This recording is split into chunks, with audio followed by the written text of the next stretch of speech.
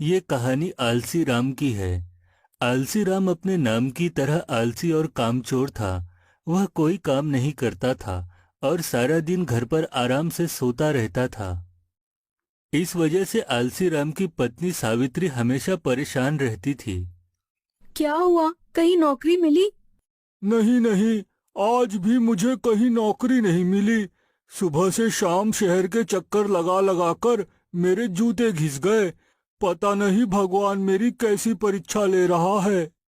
मैं सब जानती हूँ। नौकरी ढूंढने के बजाय तुम सारा दिन नदी के किनारे वाले गार्डन में जाकर आराम से सोते हो और शाम होते ही मेरे सामने आकर एक्टिंग करने लगते हो। देखो, इस तरह बेकार की बातें करके मेरा दिमाग खराब मत करो। तुम नहीं जानती मैं नौकरी ढूंढने के लिए कितनी मेहनत करता हूँ। अरे मेहरबानी करके कहीं नौकरी कर लो, वरना धीरे धीरे हमारे घर का सारा अनाज खत्म हो जाएगा और हमारे भूखे मरने की नौबत आ जाएगी। और इस तरह एक दिन उनके घर का सारा राशन खत्म हो जाता है।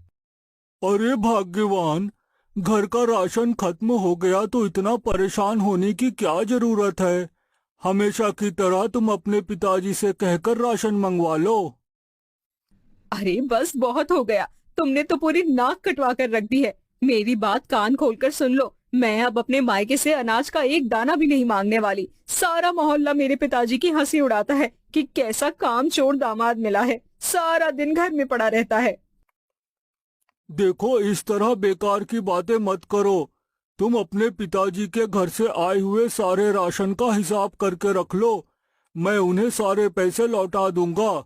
तुम मुझे नहीं जानती, मैं बहुत खुददार आदमी हूँ और वैसे भी मैं कुछ बड़ा करना चाहता हूँ। ये छोटी मोटी नौकरी करके मैं अपनी जिंदगी बर्बाद नहीं कर सकता।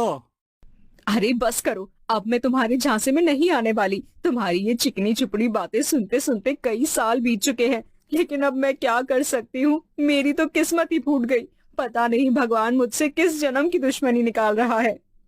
अच्छा ठीक है, तुम्हें सारा घर सर पर उठाने की जरूरत नहीं है। मैं अभी काम ढूंढने जाता हूँ।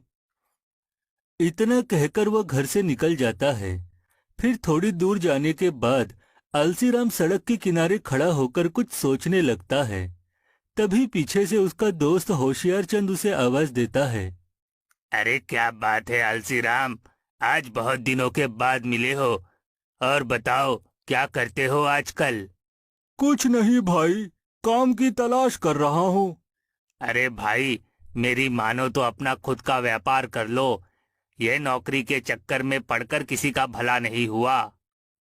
लेकिन भाई, मुझे तो व्यापार के बारे में कुछ नहीं पता और फिर मेरे पास तो पैसे भी नहीं है। पैसों की चिंता तुम क्यों करते हो? सुना है तुम्हारे ससुराल वाले बहुत अमीर हैं। मैं तो कहता हूँ अपने ससुर जी से पैसे मांग लो और फिर जब तुम्हारा व्यापार चलने लगे तब धीरे धीरे उनके सारे पैसे लौटा देना। ये तो तुमने बहुत अच्छी बात कही, लेकिन मैं व्यापार किस चीज का करूँगा?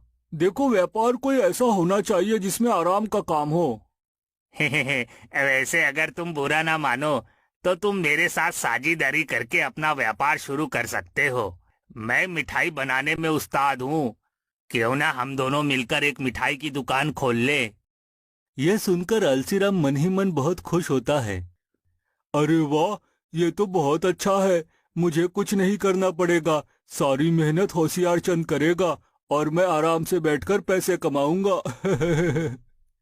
फिर आलसीराम होशियार चंद से कहता है। भाई होशियार चंद, मैं तुम्हारे साथ मिलकर मिठाई की दुकान खोलने के लिए तैयार हूँ। मैं आज ही अपनी पत्नी से कह के पैसों का बंदोबस्त करवाता हूँ। इतना कहकर आलसीराम वहां से चला जाता है। तभी होशियार चंद मुस्कुरा के कहता है। अरे वाह, ये तो बड़ी आसानी से मेरी बातों में आ गया। दूसरी तरफ घर पहुंचकर आलसीराम अपनी पत्नी को सारी बात बता देता है। चलो, तुम जल्दी से अपने पिताजी से कहकर पैसे मंगवा दो ताकि मैं मिठाई की दुकान खोल सकूं। तुम देख लेना, कुछ ही समय में मेरी मिठाई की दुकान पूरे शहर में प्रसिद्ध हो जाएगी और मैं एक अमीर सेठ बन जाऊंगा। नहीं नहीं, मुझे तुम पर रत्ती भर भी विश्वास नहीं है। मेरे पिताजी से पैसे लेकर तुम सारे पैसे बर्बाद कर दोगे। तुम्हारे जैसा आलसी आदमी कभी व्यापार नहीं कर सकता। अरे तुम मुझे एक मौका तो देकर देखो। मैं दिन रात मेहनत करूंगा और इतना पैसा कमाऊंगा कि तुमने सपने में भी नहीं सोचा होगा। अच्छा ठीक है, अगर तुम इतनी ही जिद कर रहे हो तो मैं तुम्हें एक मौका देने के लिए तैयार हूँ।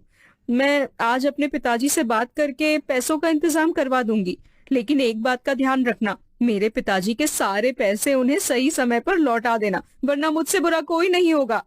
अरे तुम चिंता मत करो, देख लेना, मैं कुछ ही दिनों में तुम्हारे पिताजी के दुगने पैसे लौटाकर उन्हें खुश कर दूंगा।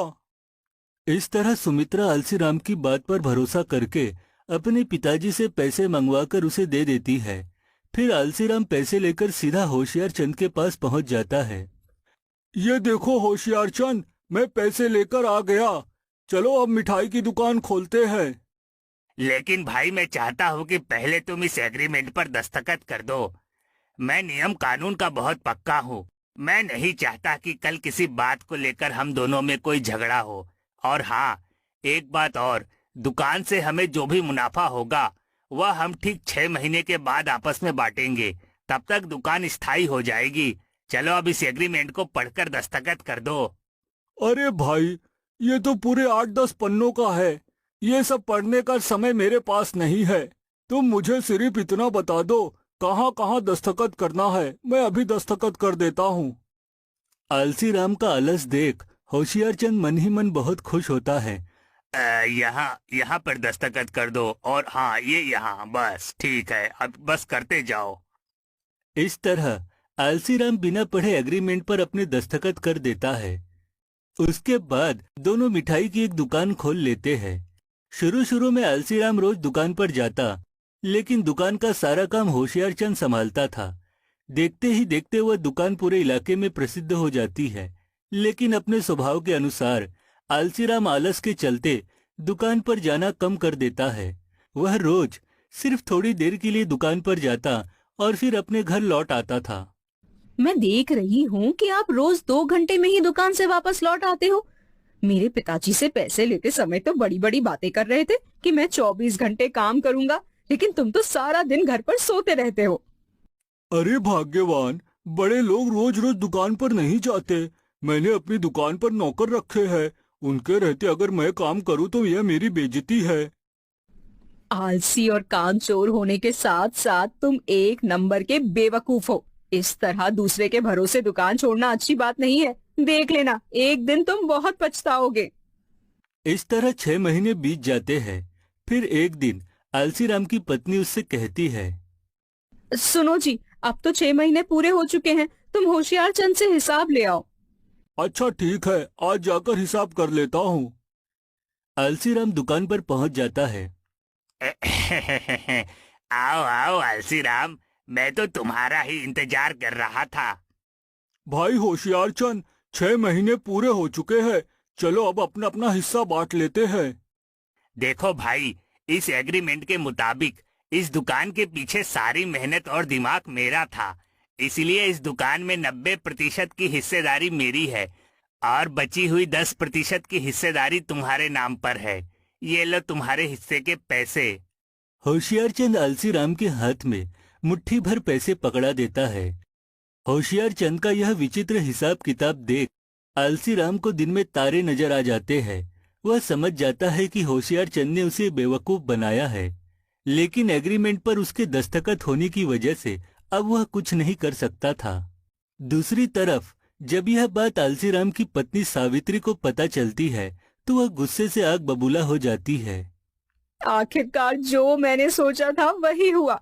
तुम्हारे जैसा आलसी इंसान जिंदगी में कभी अपनी जिम्मेदारी नहीं समझ सकता। तुम तो सिर्फ खाने और सोने के लिए ही पैदा हुए हो, लेकिन अब मैं तुम्हारे साथ एक पल भी नहीं रह सकती। मैं इसी वक्त तुम्हें छोड़कर अपने मायके जा रही हूँ। आलसीराम सावित्री को रोकने की बहुत कोशिश करता है, लेकिन वह उसकी एक नहीं सुनती और हमेशा के लिए अपने मायके चली जाती है। आलसीराम को समझ में आ जाता है कि उसके आलसी और कामचोर स्वभाव की वजह से उसकी जिंदगी पूरी तरह बर्बाद हो गई है। लेकिन अब आलसीराम कुछ नहीं कर सकता था और वह अपना सर पीट कर रह जाता है। इस कहानी से हमें यह शिक्षा मिलती है कि आलस इंसान का सबसे बड़ा दुश्मन है, इसलिए आलस से दूर रहने में ही हमारी भलाई है।